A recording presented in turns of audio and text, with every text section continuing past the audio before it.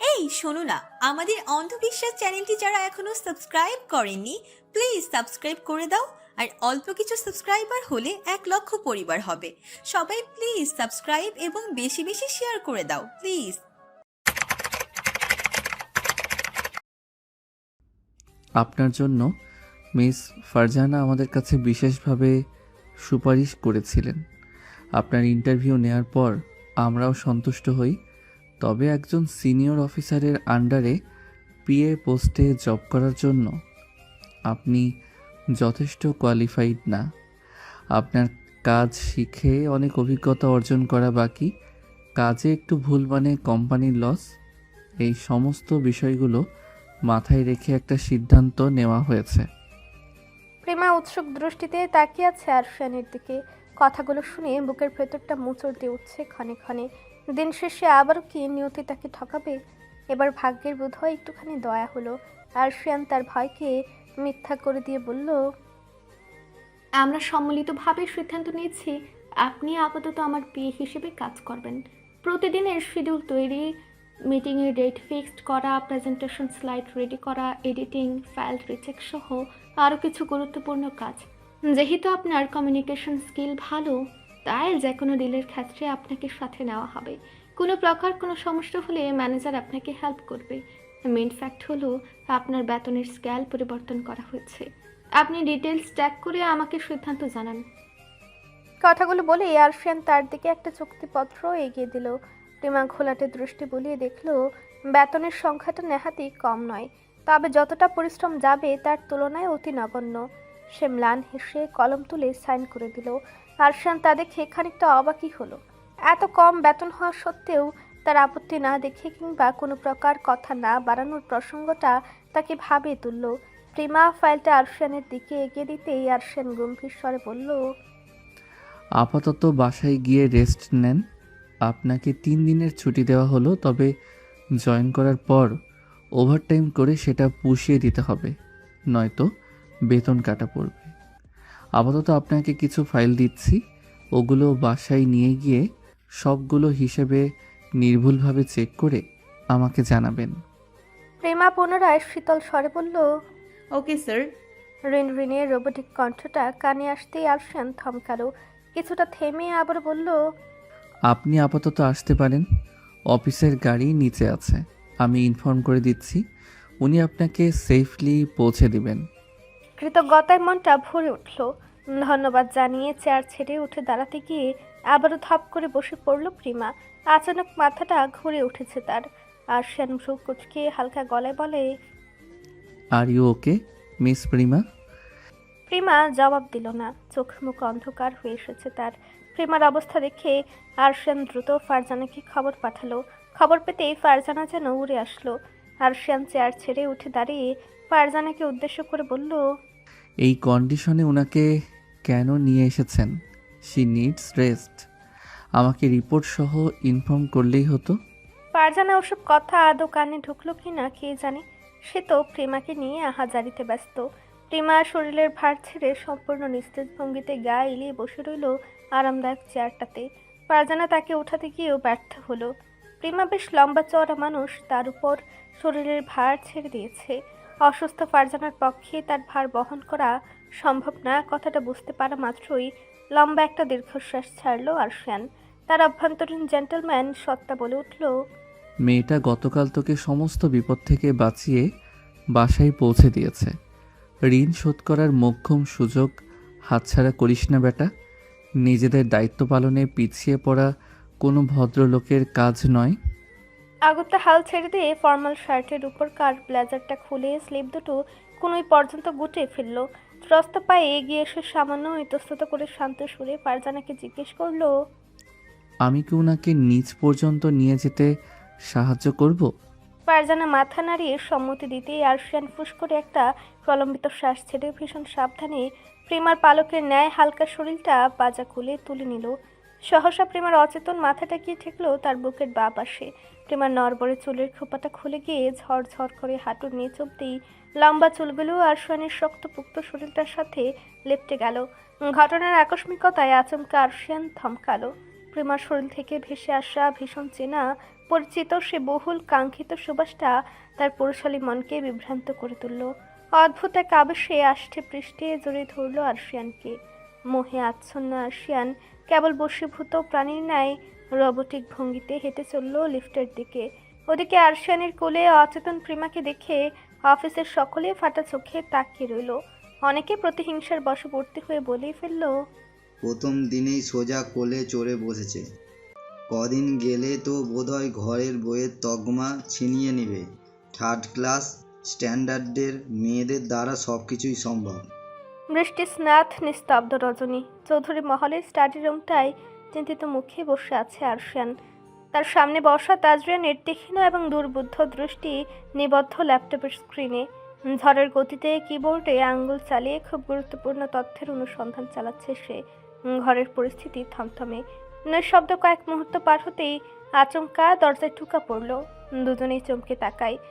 কিছু একটা ভেবে আরশিয়ান পারমিশন দিতেই দরজা ঠেলে ভেতরে প্রবেশ করে ইশতিরাজ।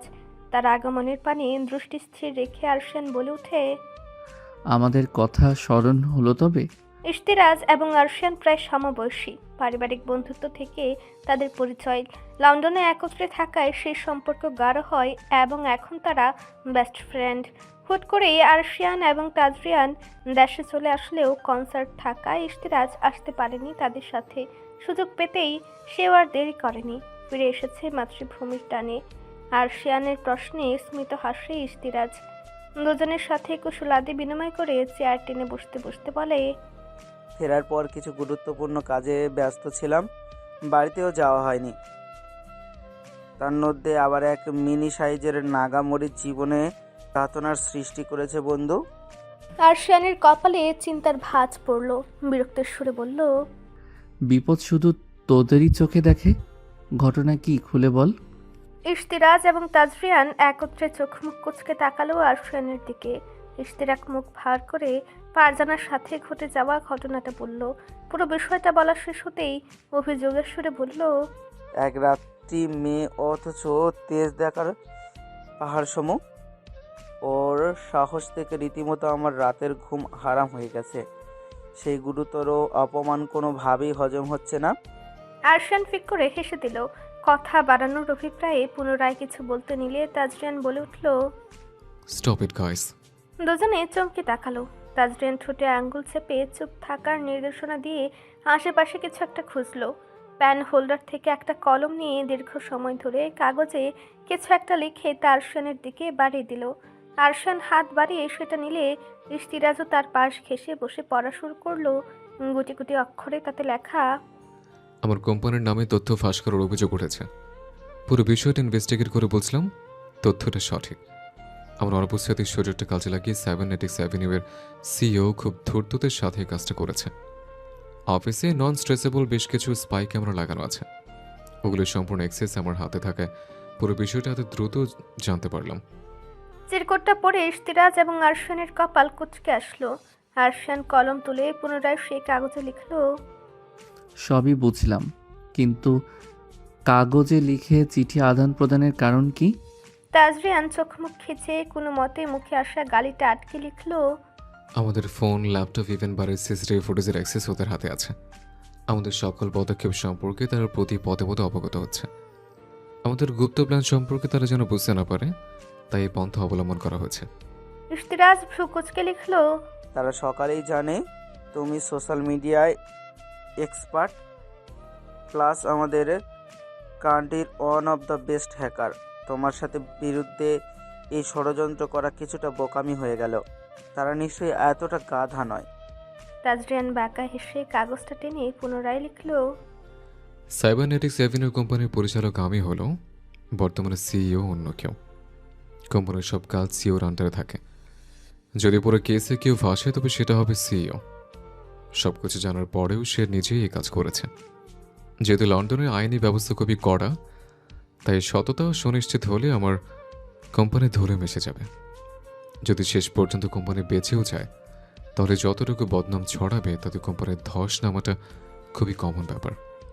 মজার বিষয় হলো তাদের মূল টার্গেট আমার কোম্পানি নয়, আমার কোম্পানিকে টোপ হিসেবে ব্যবহার করে চৌধুরী গ্রুপ অফ ইন্ডাস্ট্রি ডোবানোর ধান্দায় আছে তারা।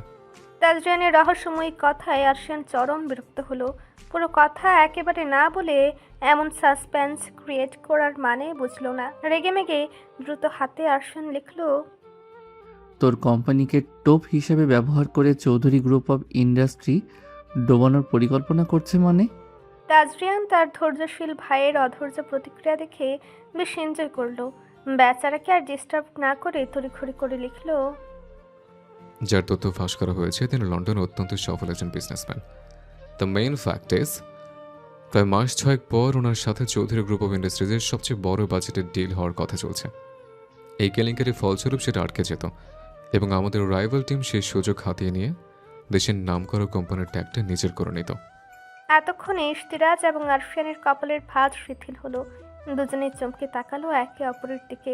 পুরো বিষয়টা হজম হতেই আরশিয়ান পুনরায় কাগজে লিখলো, মারাত্মক প্ল্যান সাজিয়েছে, কিন্তু এর থেকে বের হওয়ার উপায় কি? সব দিকে ফেসে যাওয়ার চান্স শতাধিক। তাজরিয়ান পুনরায় বাঁকা হেসে লিখলো, আমরা প্রথমত যোগাযোগ করব সেই বিজনেসম্যানের সাথে, তাকে পুরো বিষয়টা বুঝিয়ে কোম্পানির সিইওকে হাতে নাগলে নেব। কার জন্য কাজ করছে তথ্যটা বের করতে পারলে সেটা প্রুফ সহ পুলিশের হাতে দেব। এতে Chowdhury industries and cybernetics avenue দুটোই সেফ থাকবে।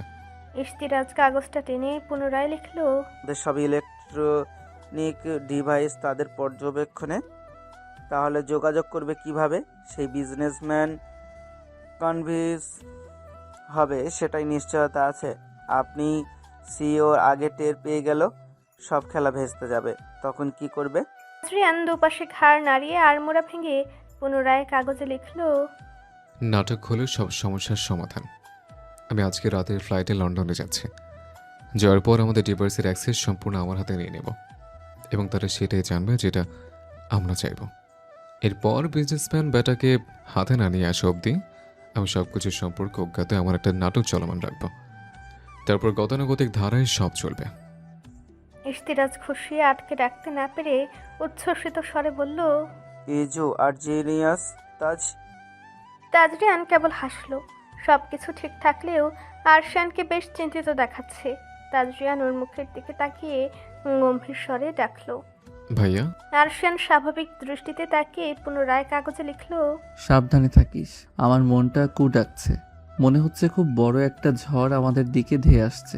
দেশের সেরা বিজনেসম্যানের ট্যাগ লাগবে না আমার কাছে সব থেকে বেশি ইম্পর্টেন্ট তুই। 3 বেলা 2 মুঠো ডাল ভাত খেতে বেঁচে থাকতে হলেও আপত্তি নেই, কিন্তু কোনো কিছুর বিনিময়ে আমি তোকে হারাতে নারাজ। বুঝেছিস আমার কথা? তাজরিয়ানের স্বচ্ছ চোখজোড়া খুশিতে চকচক করে উঠল। সবকিছু ছাপিয়ে তার জন্য চিন্তা করাটা তাজরিয়ানের মনে দাগ কেটে যায়। স্মিত হেসে উঠে দাঁড়াতে দাঁড়াতে বলে, আল বি অল রাইট ভাইয়া। তোমার কথা বলো। আমার ব্যাকিং এখনো বাকি, প্লাস সবাইকে জানাতে হবে। আরশিয়ান সম্মতি দিল। তাজরিয়ান বের হতেই ইশতিরাজ কৌতুকের স্বরে বলল, নিজের বাচ্চা পালার বয়সে আধ বুড়ো পোলাপানকে বাচ্চার মতো ট্রিট করছি। বলি তোদের সমস্যা কি? অন্যের বাচ্চার প্রতি এত যত্নশীল কেন? নিজেরা বিয়ে শাদি করে 2-4টা পোলাপান নিচ্ছিস না কেন? আরশিয়ান ম্লান হেসে গম্ভীর গলায় শুধালো, তাজরিয়ান বাহ্যিক দিক দিয়ে প্রাপ্তবয়স্ক বলিষ্ঠ পুরুষ হলেও ভেতর থেকে একদমই বাচ্চা স্বভাবের। খুব কাছের মানুষ ছাড়া ওর খাম খেয়ালি ভাব ভঙ্গি কারো কাছে প্রকাশ পায় না। ছোটবেলা থেকে ডান পেটে হলেও আমার কাছে সর্বদা শান্ত স্বভাবের ছিল। আস্তে ধীরে কীভাবে যেন অ্যাটাচমেন্ট তৈরি হয়ে গেল। বয়সের মাত্র বছর 5-এর ছোট হলেও তা আজ আমার কাছে সন্তানের মতো। আমার নিজের সন্তান থাকলেও প্রায়োরিটি লিস্টে সবার আগে ওর নামটাই থাকতো। বাই দ্য ওয়ে, মিস ফারজানাকে স্টক করছিস? ইশতিরাজ জিভ দ্বারা ঠোঁট ভিজিয়ে চূড়া কণ্ঠে বলল, শালা, তোর কাছে কোনো সিক্রেট লুকাই তো থাকে না কেন? কোনো আকাম কুকাম করলে সবার আগে তোর কাছেই ধরা খাই। এখন মনে হচ্ছে তোর জন্য ভণ্ডামি বাদ দিয়ে বসে থাকতে হবে। আরশিয়ান হেসে ফেলল। ফোন থেকে সিমটা খুলে সেটা ভেঙে ডাস্টবিনে ফেলতে ফেলতে বলল, সিনিয়রদের সব বিষয়ে অবগত থাকতে হয়। মিস ফারজানার বিষয়ে সিরিয়াস না হলে এগোতে যাস না। যতটুকু দেখেছি, বুঝেছি এবং শুনেছি, বেশ সফট হার্টেড পারসন উনি। টাইম পাসের উদ্দেশ্য থাকলে তোর টাইপের কাউকে খুঁজে নিস। ইশতিরাজ শীতল স্বরে বলল, তাহলে আর এ পথে পা বাড়াচ্ছিস না। অবগত করার জন্য দোয়া করে দিলাম। একত্রে 3 সন্তানের পিতা হ। বন্ধু চল দাবা খেলি এখন। আরশিয়ান কিছু বলতে গিয়েও চুপ করে গেল। রাম ছাগলকে হাজার বুঝিয়ে কোনো লাভ নেই। ইফতিরাজের কথায় সম্মতি দিয়ে বহুদিন পর দুজনে দাবার বোর্ড নিয়ে বসলো। একরাশ মন খারাপ নিয়ে তাজরিয়ানের ব্যাগ গুছিয়ে দিচ্ছে মেহরিমা। তাজরিয়ান নিশ্চুপে শুয়ে থেকে মেহরিমার মেঘাচ্ছন্ন মুখটা দেখছে। চোখে ছলছল করছে নীরব অশ্রু। কান্না আটকে রাখার ফলে নাকের ডগাটা লাল হয়ে আছে। মেয়েটা খুব আগ্রহ নিয়ে তার জন্য শাড়ি পরেছে, কিন্তু তার এই সাজসজ্জা তাজরিয়ানকে খুশি করার বদলে এলোমেলো করে দিচ্ছে। সিল্কের শাড়িটা বারবার সরে গিয়ে মেয়েলি সৌন্দর্য উন্মুক্ত হচ্ছে। আলমারির উঁচু স্ট্যান্ড থেকে হাত বাড়িয়ে তাজরিয়ানের শার্ট নামানোর সময় ফর্সা নির্ম্যাদ কোমর অনাবৃত হয়ে তাজরিয়ানকে উস্কানিমূলক ইঙ্গিত দিচ্ছে। এতক্ষণ দাঁতে দাঁত চেপে পুরো দৃশ্যটা হজম করলেও শেষ পর্যন্ত নিজের সংযম ধরে রাখতে ব্যর্থ হলো তাজরিয়ান। শোয়া থেকে লাফ দিয়ে উঠে দাঁড়িয়ে ধীর পায়ে এগিয়ে গেল মেহরিমার দিকে। আলমারির ড্রয়ার থেকে তাজরিয়ানের গুরুত্বপূর্ণ কাগজ বের করতে ব্যস্ত ছিল মেহরিমা। আকস্মিক কাঁধে কারো উষ্ণ নিঃশ্বাসের আভাস পেয়ে থমকে গেল। তাজরিয়ান আরেক ধাপ এগিয়ে গিয়ে নাক ডুবালো তার চুলে। শক্তপোক্ত পুরুষালী বলিষ্ঠ হাতজোড়া নেমে আসলো তার হাতে। মেহরিমার কোমর অব্দি বিস্তৃত স্ট্রেট চুলগুলো তাজরিয়ানের বড্ড পছন্দের।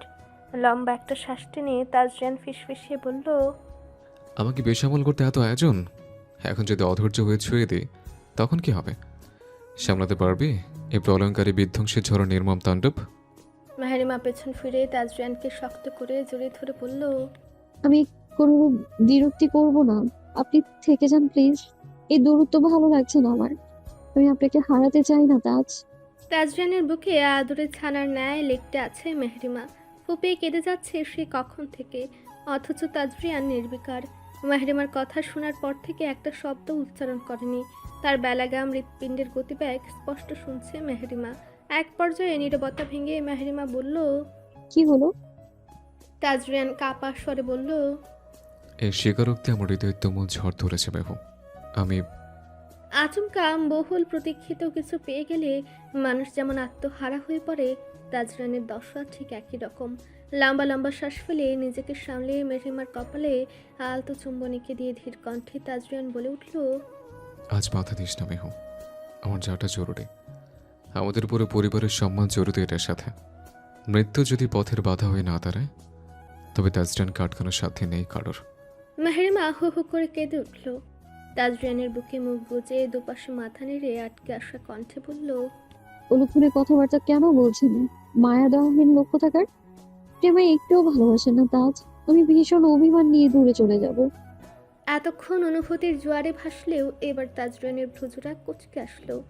গম্ভীর স্বরে জিজ্ঞেস করলো, কার সাথে দূরে চলে যাবে? তাজরিয়ানের কথায় নিজের মাথায় জোরে সুরে একখানা বাড়ি দিতে মন চাইল মেহরিমার। সাইকোপ্যাথের সামনে কেউ আবেগ সূচক কথাবার্তা বলে তারই দোষ। এখন মাথা নষ্ট করা লোকটা রেগে মেগে উদ্ভট কোনো কাণ্ড না করলেই হয়।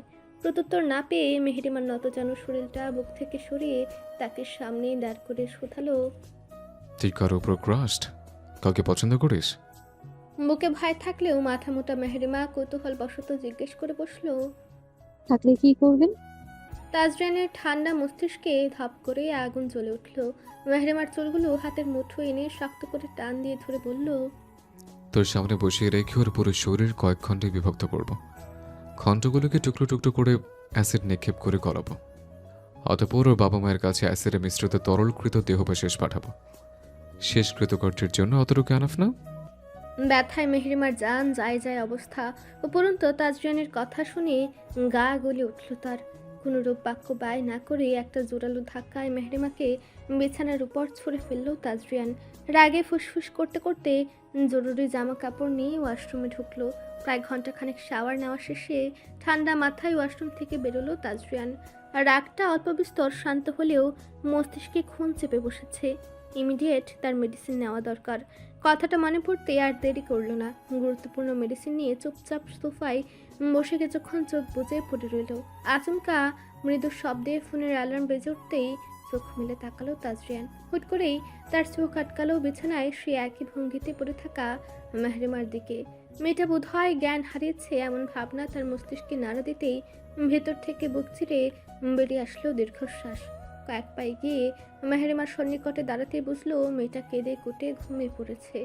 তাজরিয়ান ওকে ঠিকঠাক মতো শুয়ে দিয়ে ঘরের লাইটটা নিভিয়ে দিল। মেহেরিমার দিকে সামান্য ঝুঁকে কয়েকটা ভালোবাসার পরশ রেখে দিয়ে বলল, ভুল করে এমন ভুল করিস না, যেটার জন্য আমরাই তো তোকে বসাতে হয়। আমি প্রেমিক ভালো হলেও অপ্রেমিক হিসেবে জানোয়ার সমতুল্য। আমার ধৈর্যের পরীক্ষা নিতে গিয়ে নিজের অস্তিত্বকে সংকটে ফেলিস না বলছেন। চৌধুরী বাড়িতে সুখের ছায়া নেমেছে। তাজরিয়ানের মা তারান্নুম চৌধুরী থেমে থেমে বিলাপ করে কাঁদছেন। মাত্র কটা দিন হলো তাজরিয়ান দেশে ফিরেছে, এর মধ্যে আবার তাকে বিদায় জানাতে বুক ভার হয়ে আসছে সবার। তোরাব মন খারাপ করে তাজরিয়ানের ব্যাগগুলো গাড়িতে তুলছে, অন্যদিকে বুকে হাত গুজে রক্তাভ চোখে তাকিয়ে আছে আরশিয়ান। তাজরিয়ান সবার থেকে বিদায় নিয়ে গাড়িতে উঠে বসলো। গাড়ি চৌধুরী মহল ছেড়ে বেরিয়ে যাওয়ার আগ পর্যন্ত নিজের ব্যক্তিগত কক্ষের দিকে ম্লান দৃষ্টিতে তাকিয়ে থাকলো তাজরিয়ান। নবাগত সূর্য উঁকি দিয়ে নতুন দিনের উপস্থিতি জানান দিচ্ছে। ফোনের অ্যালার্মটা বিভৎস শব্দে বাজতেই ধরফরিয়ে ঘুম থেকে উঠে বসলো প্রেমা। তড়িঘড়ি করে সময়টা একবার দেখে নিয়ে আড়মোড়া ভেঙে লম্বা একটা হামি তুলে বিছানা সংলগ্ন জানালার বাহিরে তাকালো সে। সমুদ্রের একখণ্ড অপার্থিব সৌন্দর্য চোখে পড়তেই তার মনের ভেতরটা প্রশান্তিতে ছেয়ে গেল। আনমনে বিড়বিড়িয়ে বলল, তোমার নৈসর্গিক সৌন্দর্য মণ্ডিত সুবিশাল প্রশস্ত বুকটায় আমাকে একটুখানি ঠাঁই দেবে? একাকিত্বের ভার বইতে বইতে আমি যে বড় ক্লান্ত। আমার একটুখানি সুখকর স্মৃতির কারণ হবে সমুদ্র। সময় বহমান। চৌধুরী গ্রুপ অব ইন্ডাস্ট্রিতে জয়েন করার পর প্রায় 7 মাস পূর্ণ হয়েছে প্রেমার। সময় পরিবর্তনের সাথে সাথে নিজেকে একজন দায়িত্ববান এমপ্লয়ি হিসেবে প্রতিষ্ঠিত করতে সক্ষম হয়েছে প্রেমা। অফিসের সিনিয়রদের সহযোগিতা এবং নিজের প্রচেষ্টার ফলে আরশানের নিকট যোগ্য পিএ হিসেবে আখ্যা পেয়েছে। তার উপর বেশিরভাগ কাজের দায়িত্ব দিয়ে আরশান এখন অন্যান্য বিষয়াদি নিয়ে ব্যস্ত থাকে। আজ সকালে 11টার দিকে মিটিং রয়েছে। খুব গুরুত্বপূর্ণ একটা ডিলের মিটিং অ্যাটেন্ড করতে গতকাল রাতের লাস্ট ফ্লাইটে চট্টগ্রাম এসেছে তারা। যে কোম্পানি ডিলটা পাবে নিঃসন্দেহে পরবর্তী 2-3 বছরের জন্য তাদের অবস্থান কেউ টলাতে পারবে না সহজে। এত গুরুত্বপূর্ণ একটা ডিলের প্রেজেন্টেশন দেওয়ার দায়িত্ব এসে পড়েছে প্রিমার কাঁধে। বেচারি নাওয়া খাওয়া ভুলে দিন রাত তার স্পিচ রেডি করতে ব্যস্ত। আরশান তার পাগলামি দেখে না পারতে কৌতুকের স্বরে বলেছিল, বেচারা স্পিস তুলোধনু হয়ে গেছে মিস প্রিমা। অ্যাটলিস্ট এবার আপনি থামেন, নয়তো আমার নিষ্পাপ কাঞ্জোরা নীরবে অভিশাপ দেওয়ার আন্দোলনে নামবে। মনে মনে হাজার খানেক গালি দিলেও মুখ ফুটে কিছু বলতে পারেনি প্রিমা। এত বড় একটা দায়িত্ব তার কাঁধে দিয়ে সকলে নিশ্চিন্তে থাকলেও টেনশনে বেচারি রীতিমতো আধমরা। অতীত থেকে বেরিয়ে প্রিমা দ্রুত নিজের স্পিচ এবং প্রেজেন্টেশনের স্লাইডগুলো রিচেক করে নিল। অতঃপর সব ঠিকঠাক দেখে স্বস্তির শ্বাস ফেলে ফ্রেশ হতে গেল প্রিমা। ফ্রেশ হয়ে বাইরে আসতেই শুনল তার ফোনটা শব্দ করে বাজছে। দুর্ভাগ্যবশত কল রিসিভ করার আগেই তা কেটে গেল। প্রিমা পুনরায় কল দেওয়ার পূর্বে তার চোখ আটকালো আরশানের পাঠানো মেসেজের নোটিফিকেশনে। মেসেজে লেখা, টেনশনকে প্রাধান্য দিতে গিয়ে কমপ্লিমেন্টারি ব্রেকফাস্ট মিস করে ফেলা লস প্রজেক্টের সামিল মিস প্রিমা। আমি এবং ম্যানেজার সাহেব এদিকটায় আছি। If you want then you can join us. মেসেজটা পড়ে প্রিমা আনমনে হেসে ফেলল। গম্ভীর স্বভাবের মানুষ হওয়া সত্ত্বেও সকলকে নিজ থেকে অ্যাপ্রিসিয়েট করার ব্যাপারটা প্রিমার বেশ ভালো লাগে। সে আর দেরি করল না, দ্রুত জরুরি জিনিসপত্র গুছিয়ে নিচে নেমে পড়ল। কোনোরূপ বিড়ম্বনা ছাড়াই সময়ের পূর্বে মিটিং রুমে উপস্থিত হয়েছে চৌধুরী গ্রুপ অব ইন্ডাস্ট্রির সকল মেম্বার। ভেতরে প্রবেশ করতেই আরশান সহ বাকিরা উপস্থিত সকলের সাথে কুশলাদি বিনিময় করে নিজের জায়গায় গিয়ে বসলো। গল্প গুজবের ফাঁকে আচমকা প্রেমার নজর আটকালো স্বচ্ছ কাচের দরজা ঠেলে ভেতরে প্রবেশ করা এক সুদর্শন যুবকের দিকে। চেহারাটা ভালো মতো লক্ষ্য করতে আকস্মিক প্রেমার চোখ জোড়া বিস্মিত হয়ে গেল। আতঙ্কে বুক ধরফরে উঠল বেচারির। নিজের অজান্তেই ফিসফিসে বলল, আরভিদ ওয়াসিত। সেই সুদর্শনের যুবকের অবস্থাও ঠিক একই। 8 বছর পূর্বে হারিয়ে যাওয়া মেয়েটাকে আচানক নতুন রূপের সামনে দেখে সেও হতভম্ব। আগ বাড়িয়ে কথা বলতে গিয়েও থেমে গেল সেই যুবক, কেননা এখনকার পরিস্থিতি সম্পূর্ণ ভিন্ন। অপ্রত্যাশিতভাবে তার পাশে আরশানকে বসে থাকতে দেখে শয়তানি হাসি দিয়ে মনে মনে আরভিদ বলল, প্রিয়, বিবিজনের খুনের সাথে বসে আছে the great Russian Iftekhar Chowdhury spirit. সে যুবক বাঁকা হেসে প্রেমার সামনের চেয়ারটা টেনে বসলো। মুখে শয়তানি হাসিটা বজায় রেখে হাত বাড়িয়ে দিয়ে বলল, হ্যালো মিস রাদিহা ওয়াসিন্থ। অনাকাঙ্ক্ষিত সম্বোধনে প্রেমা কিঞ্চিত কেঁপে উঠল, কিন্তু প্রত্যুত্তর করতে পারল না। আরশান তা দেখে ফোন থেকে চোখ সরিয়ে ভ্রু কুঁচকে বলল, আপনার সম্বোধনে ভুল আছে mister Arvid Wasitya Pranto. Point to be noted, ওনার সারনেম ইসলাম, নট ওয়াসিত্য। আরভিদ হাতটা সরিয়ে নিয়ে মুখের হাসিটা চড়া করে বলল, oh I see, actually I am sorry, উনি দেখতে কিছুটা আমার কাজিনের মতোই, এই জন্য গুলিয়ে ফেলেছিলাম। আরভিদের শয়তানি দৃষ্টিতে প্রেমার শরীর ঠকঠক করে কেঁপে উঠল। ভয় এবং নার্ভাসনেসের কারণে এই কপাল গড়িয়ে টুপটাপ স্যাঁত জল নির্গত হলো। নিজেকে সামলাতে না পেরে আকস্মিক কাপা হাতে আরশানের বাহু খামচে ধরে বুঝে আসা কণ্ঠে কোনো মতে বলল, আমার দম বন্ধ হয়ে আসছে। I need to go outside. প্রেমার ধারালো নখজোড়া ইতিমধ্যে আরশানের তামাটে বর্ণের শরীরে খুব সূক্ষ্ম এবং আপত্তিকর দাগের সৃষ্টি করেছে। আরশান এক পলক নিজের হাতের দিকে তাকিয়ে পুনরায় প্রেমার আতঙ্কিত মুখশ্রীর দিকে তাকালো। প্রেমার মুখটা ফ্যাকাশে দেখাচ্ছে, শীতল হাতজোড়া থর থরিয়ে কাঁপছে। প্রেমার আকস্মিক এই পরিবর্তন আরশান খানিকটা অবাক হলো। পারিপার্শ্বিক দিক বিবেচনা করে লম্বা লম্বা শ্বাস ফেলে প্রেমার হাতটা আলতোভাবে ছাড়িয়ে নিয়ে বলল, আমি নিয়ে যাচ্ছি, চলুন। প্রেমা যেন হুঁশ খুয়ে বসেছে। চট করে উঠে দাঁড়িয়ে আরশানের হাতটা পুনরায় ধরে কাপা স্বরে বলল, হুম। উপস্থিত কজন দৃশ্যটা দেখে খানিকটা কৌতুকের দৃষ্টিতে তাকালো। প্রেমা তা লক্ষ্য করে ঝট করে হাতটা ছেড়ে দিল। আরশান অপ্রস্তুত হেসে বলল, actually she is not feeling well, so. আরভির জ্বলন্ত চোখে আরশানের দিকে তাকিয়ে বলল, অফিসের কোনো এমপ্লয়ি ওয়েল ফিল না করলে ওভাবে খনিকুমির মতো তাদের ট্রিট করা হয়, বুঝলি?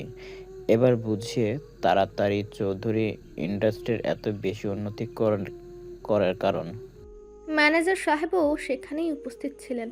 এতক্ষণ আরভিদের তাচ্ছিল্য হজম করলেও এই পর্যায়ে বাঁকা হেসে তিনি বলে উঠলেন, এত কিছু বুঝো কি লাভ হলো আরবিদ সাহেব? রিসেন্টলি শুনলাম কোনো নারী গঠিত কেস নিয়ে কোর্টে রোজ হাজিরা দিতে হচ্ছে আপনাকে। সেদিন নিউজে পড়লাম 2টো মিল সিল গালা হলো আপনার। কোম্পানির অবস্থাও মোটামুটি শোচনীয় পর্যায়ে। এত কিছু বুঝো কেন যে সেই টিক্স অ্যাপ্লাই করতে পারছেন না তা নিয়ে আমি যথেষ্ট সন্দিহান। বাই দ্য ওয়ে, আপনি চাইলে আমাদের সিও তথা আরশিয়ান স্যারের থেকে উপদেশ নিতে পারেন। পার্সোনালি ওনার ইমেজ সহ্য পানের নেই টলটলে, আর প্রফেশনাল লাইফে ওনার সফলতার সম্পর্কে আপনারা সকলেই অবগত। ম্যানেজার সাহেবকে উপযুক্ত জবাব দিতে দেখে আরশান আর কথা বাড়ালো না। কৃতজ্ঞতার একটা হাসি দিয়ে প্রেমাকে নিয়ে বাইরে গেল। বৃষ্টি স্নাত প্রহর, হালকা গুড়ি গুড়ি বৃষ্টি বাতাসের দাপটে এলোমেলোভাবে পতিত হচ্ছে ধরণীতে। খোলা করিডোরের একটা বেঞ্চে বিমূঢ় হয়ে বসে আছে প্রেমা। আরশান ভাবলেশহীন ভঙ্গিতে তার সামনে দাঁড়িয়ে বাহিরের বৃষ্টি মুখর পরিবেশ অবলোকন করছে। কিছু সময় পেরোতেই আরশান গম্ভীর স্বরে বলল, দম বন্ধ হয়ে আসার কারণটা নার্ভাসনেস নাকি আরভিদ ওয়াসিত্বের কুদৃষ্টি? প্রেমা প্রত্যুত্তর করতে পারল না। বিভৎস অতীতের কথা চাইলেই বলা যায়। আরশান বিচক্ষণ দৃষ্টিতে প্রেমার দিকে এক পলক তাকিয়ে পকেট থেকে একটা চকলেটের প্যাকেট এগিয়ে দিয়ে বলল, প্রেশারটা স্বাভাবিক লাগছে না আপনার? প্রেজেন্টেশনের আগ মুহূর্তে কোনো ঝামেলা চাচ্ছি না আমি। Take this. প্রেমা অসহায় চোখে তাকালো আরশানের বাড়িয়ে দেওয়া চকলেটটার দিকে। সাদা প্যাকেটটার উপরে রক্তিম অক্ষরে খুব সুন্দর মতো লেখা রাফালু। প্রেমা হাত বাড়িয়ে চকলেটটা নিয়ে চুপচাপ বসে রইল। আরশান ভ্রু কুঁচকে তার উদাস দৃষ্টি অবলোকন করে নরম গলায় ডাকল, মিস প্রিমা। প্রেমা টলমল চোখে তাকাতেই আরশান অন্যদিকে দৃষ্টি ফিরিয়ে নিল। প্রলম্বিত শ্বাস ফেলে গম্ভীর স্বরে বলল, লাইফের জার্নিটা ভীষণ আনপ্রেডিক্টেবল। এই মেঘতই বৃষ্টি কখন দেখবেন বন্যায় তলিয়ে যাচ্ছে, আবার কখনো জলের অভাবে মরুভূমিতে রূপান্তর হচ্ছে। আমাদের সব পরিস্থিতিতে মানিয়ে নিতে হবে, কেননা জীবনের অপ্রত্যাশিত ঘটনা থেকে পালিয়ে যাওয়ার কোনো অপশন নেই। আপনি শক্তপোক্ত মনোভাব নিয়ে মোকাবেলা করলে সমস্যাগুলো খুব শীঘ্রই সমাধান হয়ে যাবে, কিন্তু আপনি ভীত হয়ে পড়লে বেঁচে থাকাটাই বড় সমস্যা হয়ে দাঁড়াবে। এতটুকু বলে থামলো আরশান। অদ্ভুতভাবে আরশানের কথাগুলো শুনে এক নিমেষেই প্রেমার দুশ্চিন্তাগুলো গায়েব হয়ে গেল। অতীতে যেখানে হার মানেনি সেখানে বর্তমানে এসে ভীত হয়ে পড়াটা নেহাতি বোকামি। প্রেমার ভাবনার মাঝে আরশান পুনরায় গম্ভীর স্বরে বলল, বর্তমান সময়ে মানুষ হিংসা পরায়ণ প্রাণীতে রূপান্তরিত হয়েছে। আপনার ভালো থাকা অন্যের মন খারাপের কারণ। বিবেক বিকিয়ে মানুষ কেবল স্বার্থপরের ন্যায় নিজের ভাবনায় মশগুল। দিন শেষে আপনার জন্য কেবল আপনিই লড়াই করবেন, অন্যরা করবে স্রেফ উপহাস। এই জন্যই অন্যের কথায় প্রভাবিত হয়ে কখনোই হীনমন্যতায় ভুগবেন না। আপনাকে ভেঙেই গড়ে দেওয়ার অভিপ্রায়ে হাজারটা মানুষ এগিয়ে আসবে, কিন্তু দুঃসময়ে একটা কাক পক্ষেও আপনাকে সাহায্য করতে এগিয়ে আসবে না। কথাগুলো বলে প্রেমার মনোভাব বোঝার জন্য তার চোখের দিকে তাকাতেই ভীষণ রকমের আশ্চর্য হয়ে গেল আরশান। একটু আগেই সেই সম্মোহনী চোখ জোড়াই জল থই থই করছিল, অথচ নিমেষেই তা অক্ষি কোটরে মিশিয়ে শুষ্ক রূপ ধারণ করেছে। সেজন্য বোধহয় চোখ জোড়া জল করছে।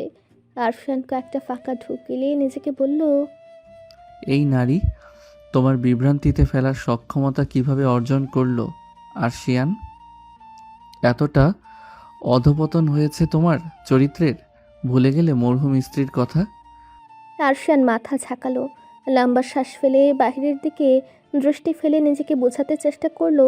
এমন সময় রিনরিনে কণ্ঠে প্রেমা বলে উঠল, I am so sorry sir, এখন থেকে আমি এতটা ভীতু হয়ে পড়বো বুঝিনি।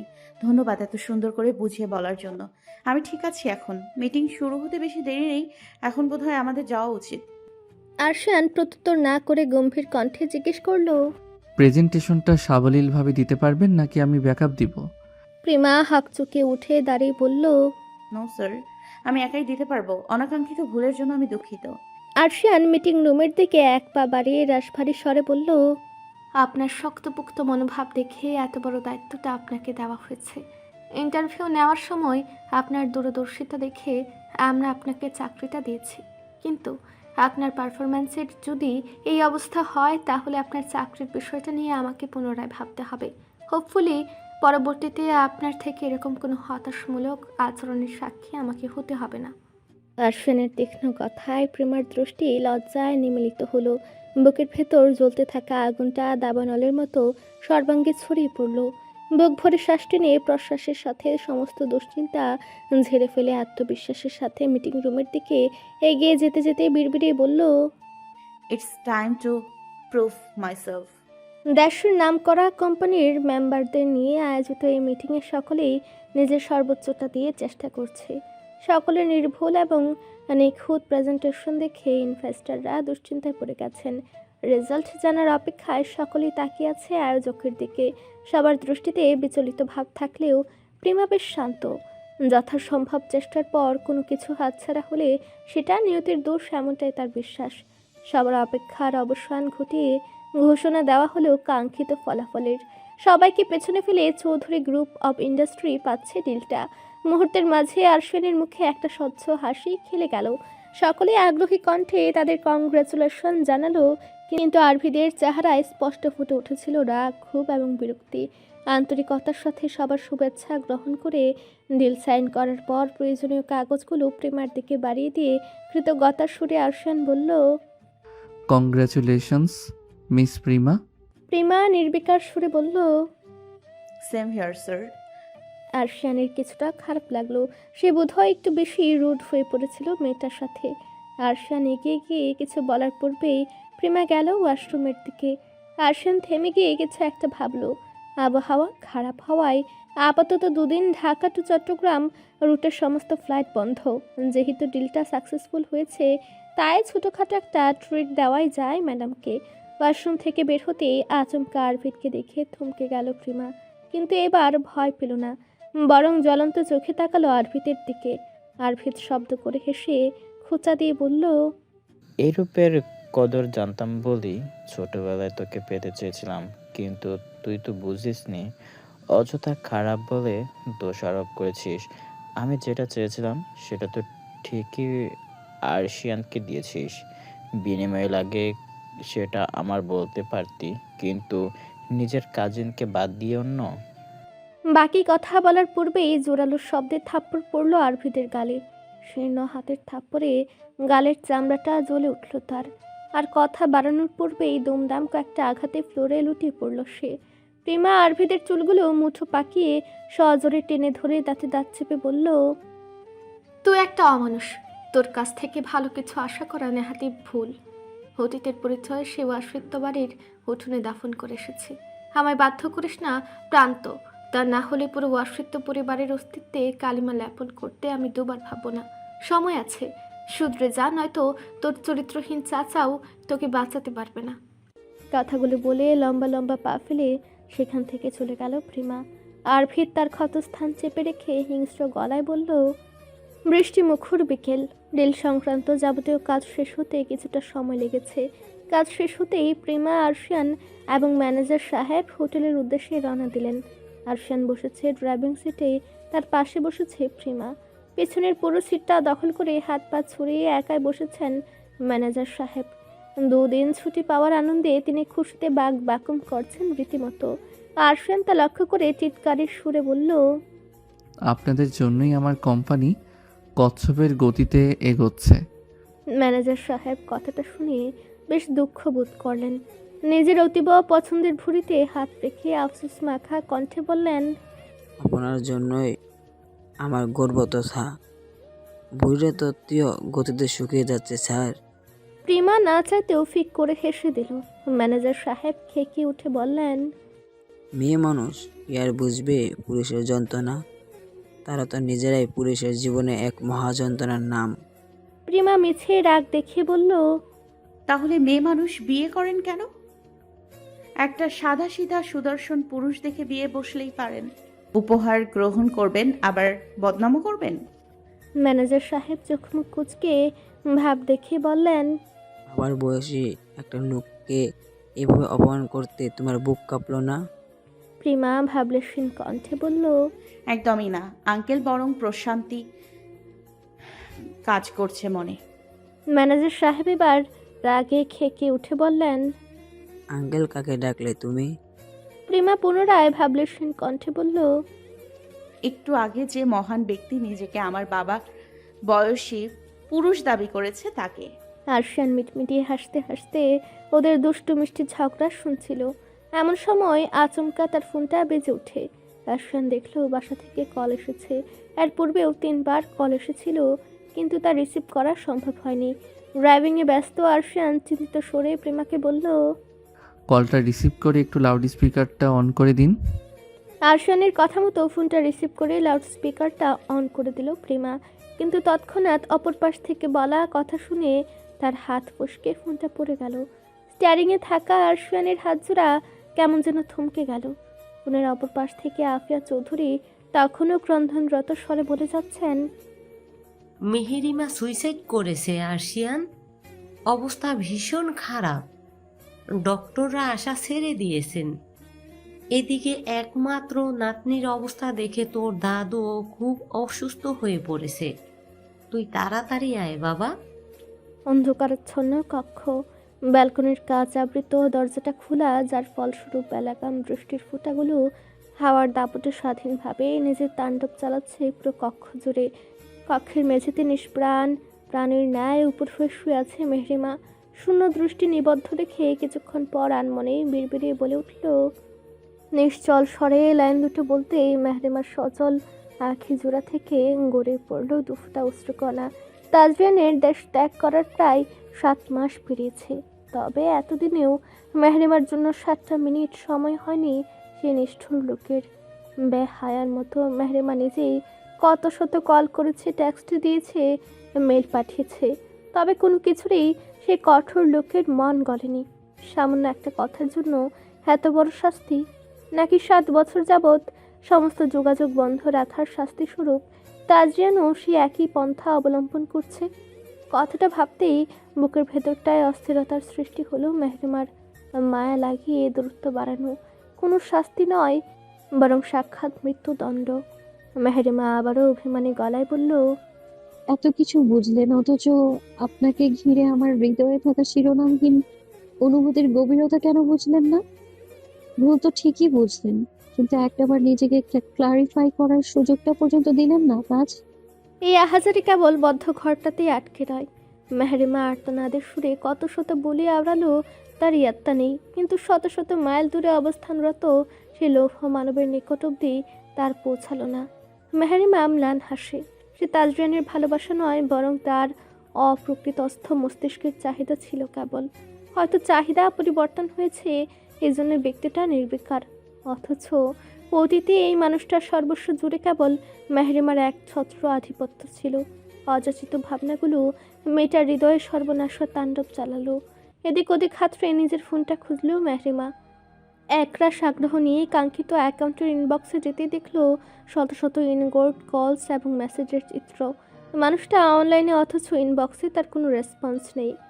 এতটা অবহেলা সহ্য হলো না মেহেরিমার। না চাইতেও পাগলের মতো দুহাতে চুল খামচে ধরে শব্দ করে কেঁদে উঠল বেচারি। তোর মধ্যে আচমকা নোটিফিকেশনের শব্দে ধ্যান ভাঙল তার। তাজরিয়ান কিছু একটা পোস্ট করেছে তার ফেসবুক অ্যাকাউন্টে। মেহেরিমা তৎক্ষণাৎ চেক করতে গিয়ে অনুভব করলো তার হৃদয়ে কেউ অ্যাসিড নিক্ষেপ করেছে।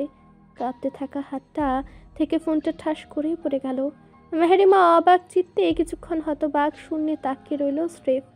একটা মেয়ের সাথে ঘনিষ্ঠভাবে ছবি তুলে প্রসঙ্গ যখন মায়ার, তখন আমার কাছে তুমি শ্রেষ্ঠ ক্যাপশন দিয়ে সেটা তার ভেরিফাইড ফেসবুক অ্যাকাউন্টে আপলোড করেছে তাজরিয়ান। মেহেরিমা থাম মেরে মূর্তির ন্যায় বসে রইল কিছুক্ষণ। বুকের ভেতরটায় অদ্ভুত এক আগ্রাসী দাবানল ছড়িয়ে পড়েছে ক্রমশ। আচানক কি হলো কে জানে। সর্বদা নরম স্বরে কথা বলা মেয়েটা আকস্মিক গলা ফাটিয়ে জোরালো শব্দে চিৎকার দিয়ে কেঁদে উঠল। ধৈর্যের বাঁধ ভেঙে যাওয়ায় সর্বনাশা জেদ চেপেছে তার মাথায়। রেগে মেগে পুরো ঘরটা নিমিষেই তছনছ করে ফেলল সে। শেষ মুহূর্তে রাগ সামলাতে না পেরে ফোনটা তুলে কাঙ্ক্ষিত অ্যাকাউন্টে ঢুকে ঝটপট টাইপ করলো, 48 ঘন্টার মধ্যে চৌধুরী বাড়িতে উপস্থিত না হলে আপনি বিপত্তিক পুরুষ হিসেবে আখ্যা পাবেন মিস্টার তাজরিয়ান জাওয়াদ চৌধুরী। সিদ্ধান্ত আপনার হাতে। স্ত্রীর কাফনে মোড়ানো লাশ দেখবেন নাকি ইগো সাইডে রেখে দেশে ফিরবেন? Good luck. মেসেজটা ডেলিভার্ড হতেই ফোনটা ছুঁড়ে ফেলতো বিছানায়। বুকের ভেতর চলা বিধ্বংসী ঝড়টাকে নিয়ন্ত্রণে আনতে তাজরিয়ানের ফেলে যাওয়া ঘুমের ওষুধের পাতা থেকে 5টা মেডিসিন নিয়ে দ্রুত সেগুলো সেবন করলো। কিছুক্ষণ নিশ্চল ভঙ্গিতে ব্যাডে হেলান দিয়ে বসে থাকলেও এক পর্যায়ে মেহরিমার শরীরটা নিঃসার হয়ে ঢলে পড়ল ফ্লোরে। মাহিরা চৌধুরী মেয়ের জন্য স্যুপ বানাচ্ছিলেন। তাজরিয়ান যাওয়ার পর থেকে কেন যেন তার বাচ্চা মেয়েটা একেবারে মনমরা হয়ে গেছে। নিজের প্রতি অবহেলার ফলস্বরূপ ওজনের সংখ্যাটা 57 কেজি থেকে সোজা 39 কেজিতে এসে ঠেকেছে। মেয়েকে নিয়ে ইদানিং তিনি বড্ড দুশ্চিন্তায় থাকেন। মেহরিমার হাল সকলে লক্ষ্য করেছে, কিন্তু তারা যে নিরুপায়। কেননা মেহরিমা নিজেই চায় না তার ব্যক্তিগত জীবন নিয়ে খোলাখুলি কোনো কথা বলতে। দেখতে দেখতে মেয়েটা কত বড় হয়ে গেল। কথাটা ভেবেই আনমনে দীর্ঘশ্বাস ছাড়লেন মাহিরা চৌধুরী। সুপে সেদ্ধ মাংস দেওয়ার সময় আচমকা তার ফোনটা শব্দ করে বেজে উঠল। বিরক্তি নিয়ে তাকাতেই দেখলেন কলটা তাজরিয়ানের। 7 মাসের মাথায় প্রথম তাজরিয়ানের কল পেয়ে কিছুটা হকচকে গেলেন মাহিরা চৌধুরী। বুকের শঙ্কা চেপে কলটা রিসিভ করতেই তাজরিয়ান উৎকণ্ঠিত স্বরে বলল, মেয়েরিমার রাগের মাথায় না বুঝে হাই পাওয়ার অনেকগুলো ঘুমের ওষুধ খেয়ে ফেলেছে ছোট মা। প্রায় ঘন্টাখানে পেরিয়ে গেছে। তোমরা দেরি করো না, জলদি মেডিকেলে নাও ওকে। মাহিরা চৌধুরী কথাগুলো শুনে হতভম্ব হয়ে যান। ওনাকে ভারসাম্য হারিয়ে নিচে বসে পড়তে দেখে ডাইনিং থেকে আফিয়া চৌধুরী এগিয়ে আসেন। মাহিরা চৌধুরী ওনাকে জড়িয়ে ধরে হাও মাও করে কেঁদে উঠে বলেন, আমার মেয়ে সুইসাইড করেছে, ঘুমের ওষুধ খেয়েছে, ওকে বাঁচান আপা। বাসায় তৌকির চৌধুরী ব্যতীত কোনো পুরুষ মানুষ নেই। সকলেই ছুটেছে নিজ নিজ কর্মস্থলে। বাধ্য হয়ে ওনারা 3 যা মিলে চেতনা শূন্য মেহরিমাকে হসপিটালে নিয়ে যান। মেহরিমার কথা শুনে তৌকির চৌধুরী আচানক অসুস্থ হয়ে পড়লে ওনাকেও হসপিটালাইজড করা হয়। আফিয়া চৌধুরী না পারতে উদ্গ্রীব হয়ে খবর দেন আরশিয়ানকে। তিনি যদি জানতেন এই একটা কারণে সম্পর্ক নামক সমীকরণগুলো এক নিমিষেই পাল্টে যাবে, তাহলে হয়তো এই ভুলটা করতেন না। বৃষ্টি স্নাত সন্ধ্যা, ক্রমশ ভয়ালো অন্ধকারে নিমজ্জিত হচ্ছে পৃথিবী। গাড়ির হেডলাইটের আলোয় আলোকিত পিচ্ছিল রাস্তায় তুমুল গতিতে গাড়ি চালিয়ে গন্তব্যের দিকে এগিয়ে যাচ্ছে আরশানের কালো রঙের মার্সিডিজটা। আরশানের নির্মল মুখশ্রীতে নেমেছে আধার।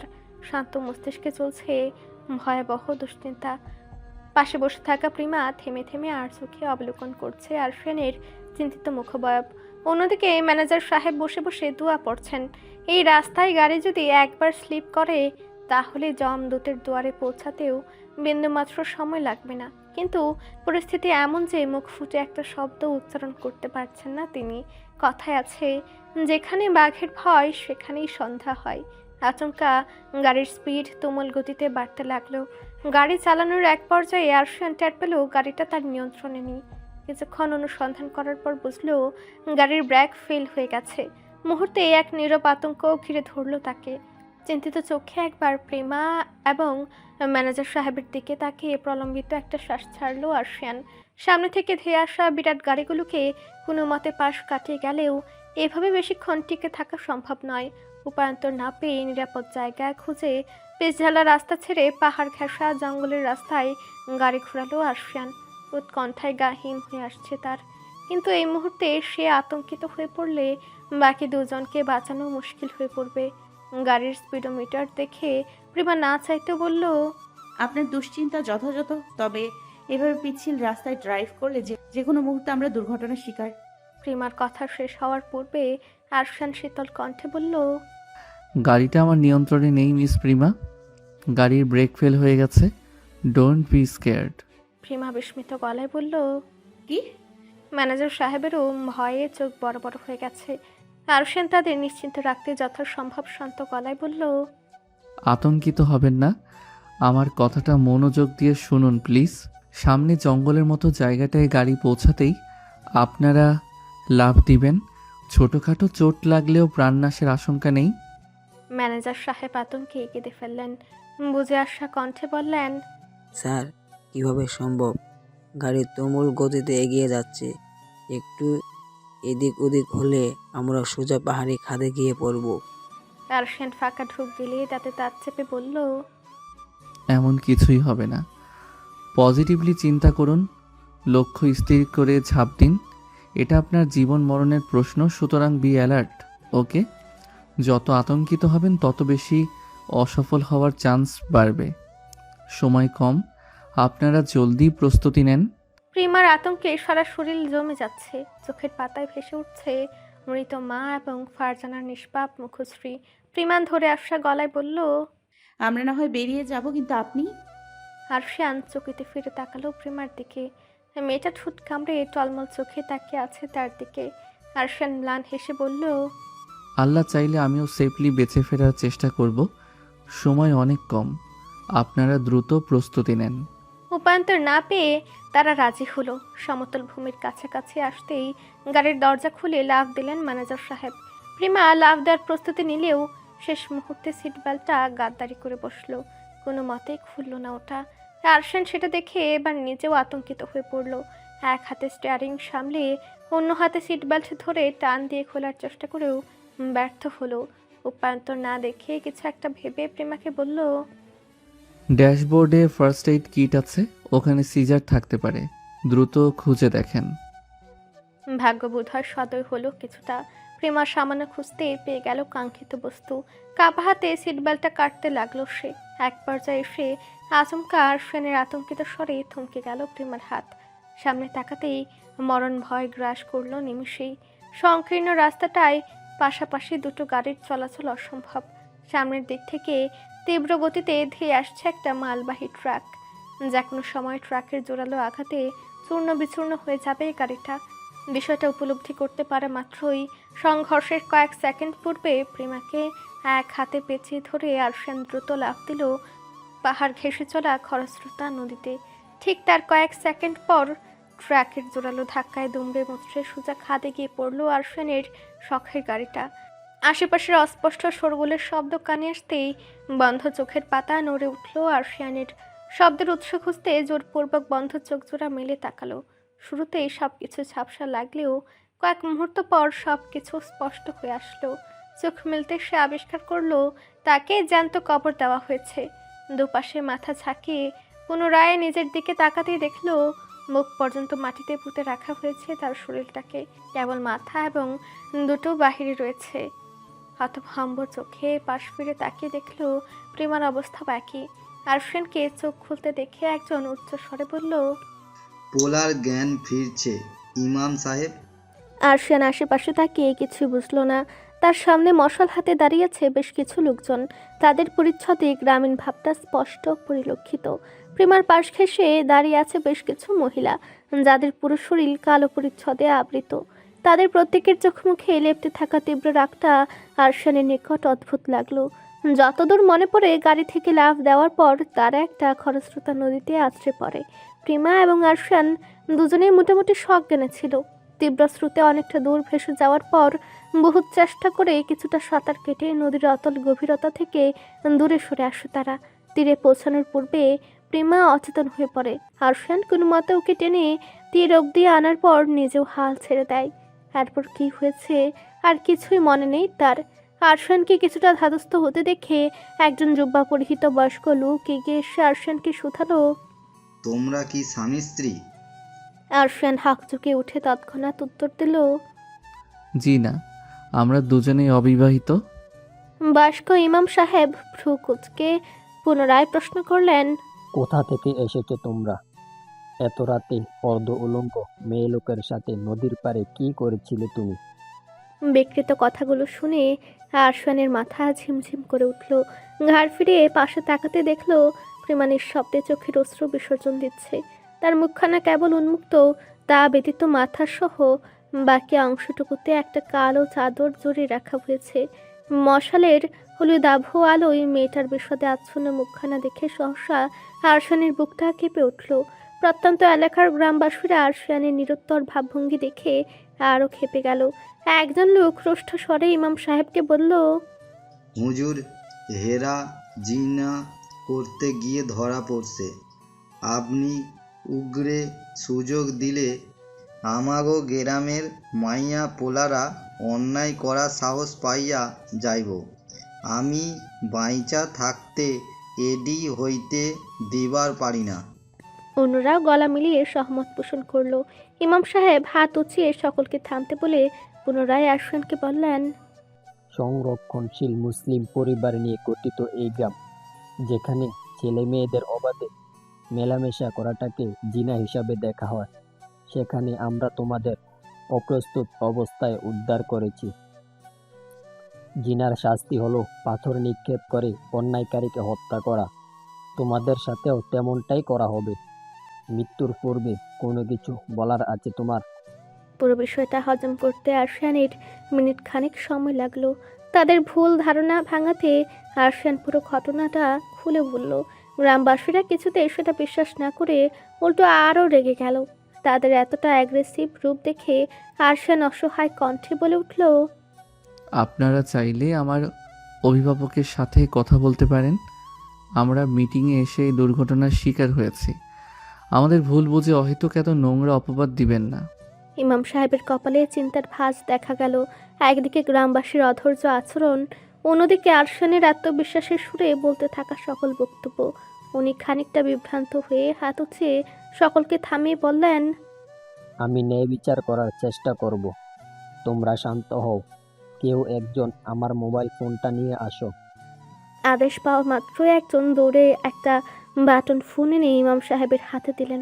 তিনি বলিষ্ঠ স্বরে আরফিয়ানকে বললেন, তোমার বাবার নাম্বারটা দাও। মনে রেখো, এটাই শেষ সুযোগ।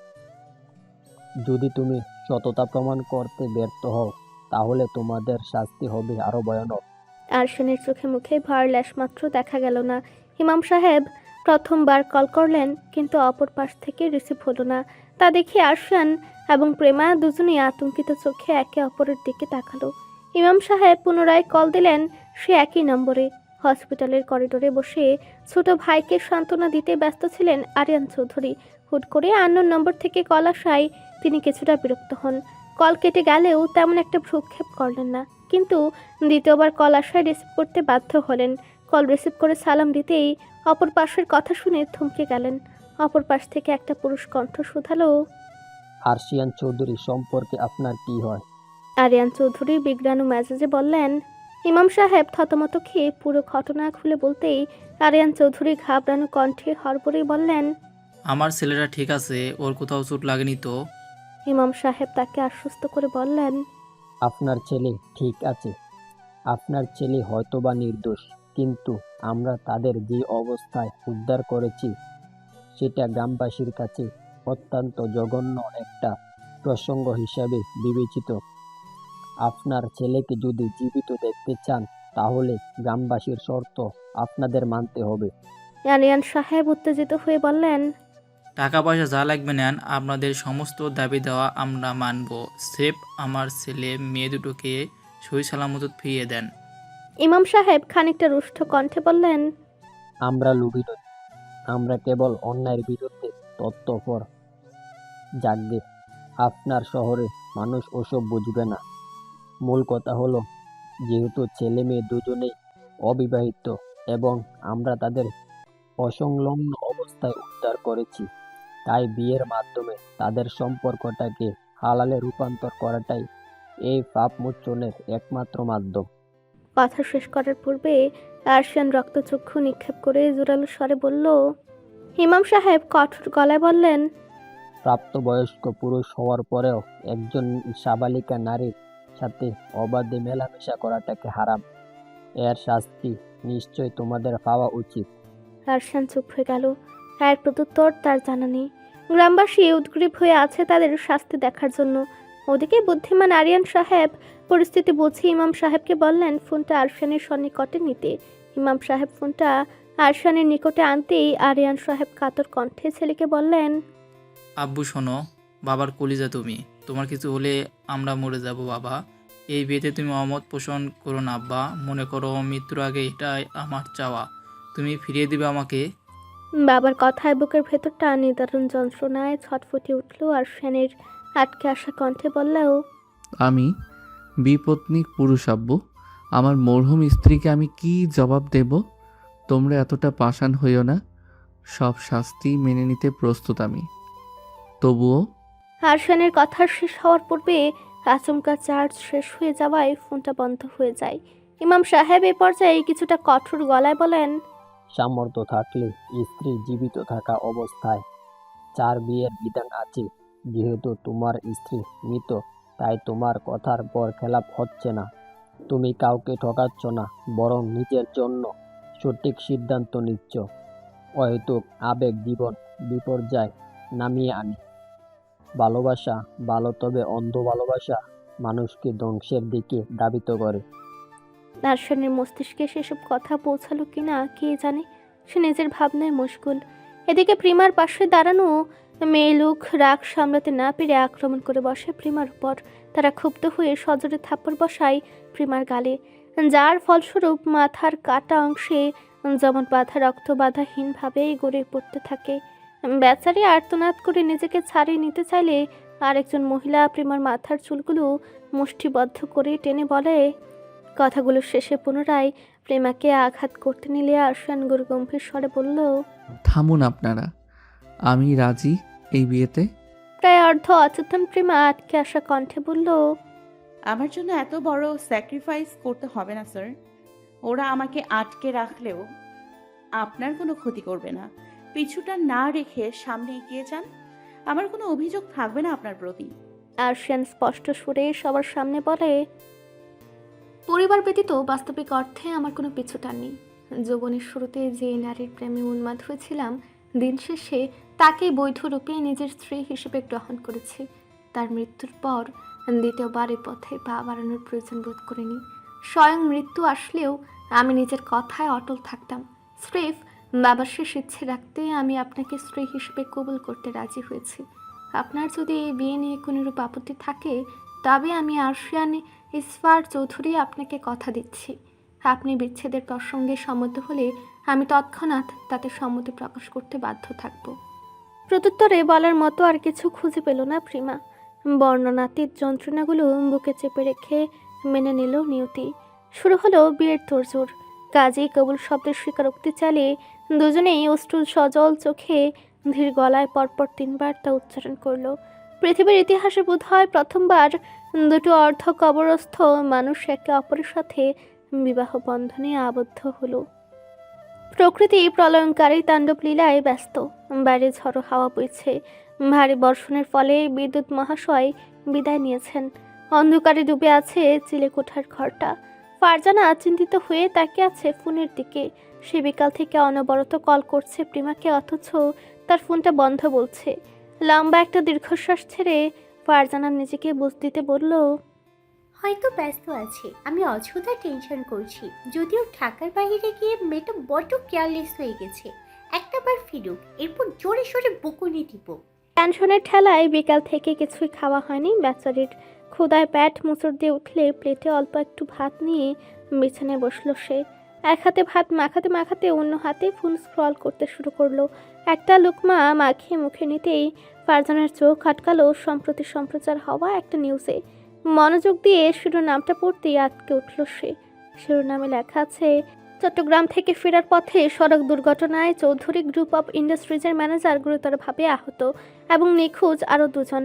তবে সম্প্রতি মিস্টার আরিয়ান চৌধুরীর সাথে কথা বলে জানা গেছে বাকি দুজনের খোঁজ ওনারা পেয়েছেন এবং তারা সহি সালামতে আছে। কতটুকু শুনে ফারজানার মস্তিষ্ক ফাঁকা হয়ে গেল। তবদা খেয়ে নির্নিমেষ তাকিয়ে রইল নিউজে দেখানো উদ্ধারকৃত দুমড়ে মুচড়ে যাওয়া কালো গাড়িটার দিকে। ডিলের জন্য চট্টগ্রামে গিয়েছিল আরশিয়ান, প্রিমা এবং ম্যানেজার সাহেব। নিখোঁজ দুজনের মধ্যে একজন প্রিমা। কথাটা মস্তিষ্কে আসতেই তার হৃৎপিণ্ডটা মুচড় দিয়ে উঠল। ঘটনার আকস্মিকতায় মুখে থাকা ভাত গিলতেও ভুলে গেছে বেচারি। হুঁশ ফিরতেই পানি পান করে কোনো মতে ভাতটুকু গিলে ফেলল সে। প্রিমাকে হারিয়ে ফেলার ভয় জেঁকে বসেছে মস্তিষ্কে। বুকের ভেতরটায় রীতিমতো তাণ্ডব চলছে। কয়েকটা ফাঁকা ঠুকেলে শক্ত হাতে বিছানা খামচে ধরল ফারজানা। ভয়ের চোটে দুচোখ পেয়ে অনর্গল অশ্রু গড়িয়ে পড়ল। চোখ দুটো খিচিয়ে বন্ধ করে নিজেকে সামলাতে লম্বা লম্বা শ্বাস ফেলে বলল, নিয়মিত ভালোবাসার গল্প শুনতে এবং পড়তে আমাদের অন্ধবিশ্বাস চ্যানেলটি সাবস্ক্রাইব করে পাশে থাকা বেল আইকনটি ক্লিক করুন। ধন্যবাদ সবাইকে।